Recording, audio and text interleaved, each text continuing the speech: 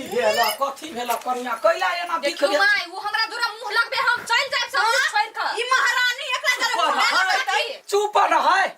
कन्या है गोर लगे छी तो जे चल जाबा त हमर पोता पोती अनाथ यहने मुंह पर पाई घर में रहू हम त के कहियो रह जाऊ ना त हर बात सुन का चुप न मारबो हम कथी समझे छी हमर बियाह नहीं होता एखन जी हमने घरे हमर बाप 1000 का लड़का रखने है अखन जे त अखन के अखन बियाह कर देती हमर हे कनी भी कंट्रोल कर छोट है इहो त बुझा जे जेठ छा त इज्जत करबाबा के सीखा कुछ बजबे के नहीं चाहे ओहन की इज्जत हमरा कन्या ओ छोट है कनका माफ त क द कथी आइ गे बुढ़िया वो छोटी तो तू ओकर पाछ लेबी हम काल छी ओइ घर में ले अब नहीं रहबू तोरा घर में गाय छुका तो जा नहीं रहू ना जो रहू भगले कि नहीं देखता ये कन्या ये घुरता को ये